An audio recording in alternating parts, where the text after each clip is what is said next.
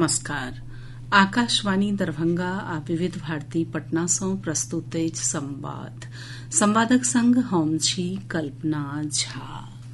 प्रधानमंत्री नरेंद्र मोदी कहलनि जे देशक युवा सभ के अंतरिक्ष क्षेत्र में सुधार सँ बेस लाभ भेल अछि।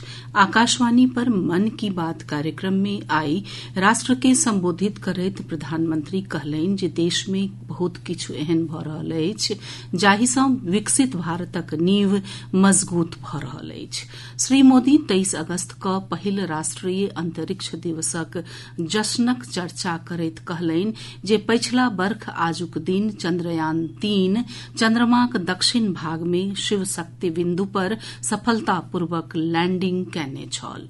प्रधानमंत्री जनौलनि जे ई उपलब्धि प्राप्त करय वाला भारत विश्वक पहिल देश बनल अछि। श्री मोदी कहलनि जे एहि वर्ष लाल किला सँ ओ गैर राजनीतिक पृष्ठभूमि वाला 1 लाख युवा लोकनि सँ राजनीतिक व्यवस्था में जुड़बाक आह्वान कयने छलाह।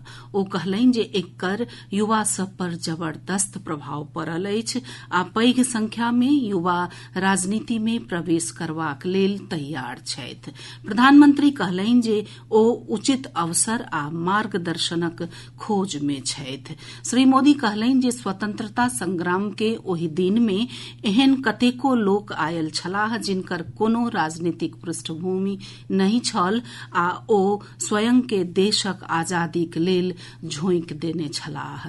प्रधानमंत्री कहलनि जे विकसित भारतक लक्ष्य पयबाक लेल आई सेहो ओहि जज्बाक आवश्यकता अछि।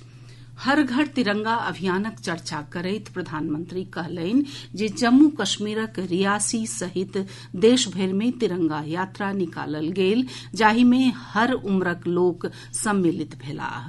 प्रधानमंत्री कहलनि जे लोक सभ ई अनुभव कयने होयताह जे स्वतंत्रता दिवस आब सामाजिक पर्व बनैत जा रहल अछि। प्रधानमंत्री श्री मोदी लोक सभ सँ कैच द रेन मूवमेंट आ एक पेड़ मां के नाम अभियान में भाग लेबाक आग्रह कयलनि। प्रधानमंत्री फिटनेस के महत्व के बतबैत कहलनि जे फिट रहबाक लेल लोक सभ के अपन खान पान आ रहन सहन पर ध्यान दैत रहबाक चाही। प्रधानमंत्री जनौलनि जे लोक सभ अपन थारी में आब सुपर फूड मिलेट्स अर्थात श्री अन्न के सेहो जगह देबय लगलाह अछि। ओ जनौलनि जे एहि सभ प्रयासक उद्देश्य इएह अछि जे प्रत्येक परिवारक सभ सदस्य फिट आ स्वस्थ रहथि।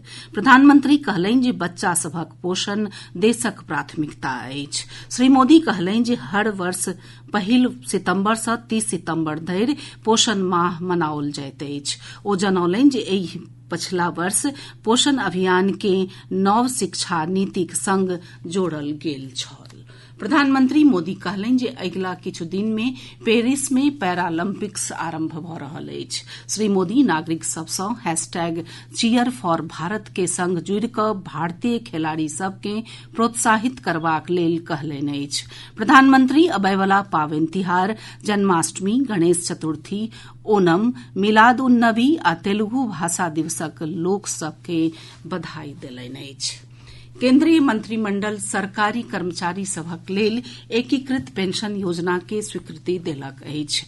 एकर अंतर्गत सुनिश्चित पेंशन आ सुनिश्चित पारिवारिक पेंशनक लाभ कर्मचारी सभ के भेटत।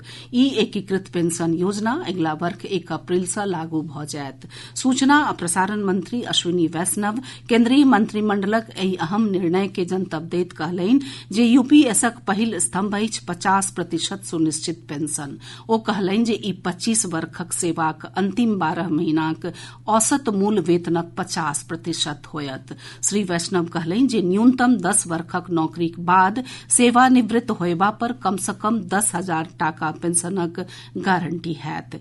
एकर अतिरिक्त कर्मचारीक देहांतक बाद पारिवारिक पेंशन 60% कऽ देल गेल अछि। एहि योजना सँ लगभग 23 लाख सरकारी कर्मी सभ के लाभ होयत। सरकारी कर्मचारी सभ सुनिश्चित पेंशन वाला एकीकृत पेंशन योजनाक स्वागत कयलनि अछि। केंद्रीय मंत्री चिराग पासवान एक बेर फेर लोक जनशक्ति पार्टी रामविलास के राष्ट्रीय अध्यक्ष चुनल गेलाह अछि। रांची मे आइ पार्टीक राष्ट्रीय कार्यकारिणीक बैसक मे सर्वसम्मति सँ ई निर्णय लेल गेल। पत्रकार सभ सँ गपशप करैत श्री पासवान ई जनतब देलनि। एहि संग आकाशवाणी दरभंगा आ विविध भारती पटना सँ प्रसारित संवादक ई अंक समाप्त भेल।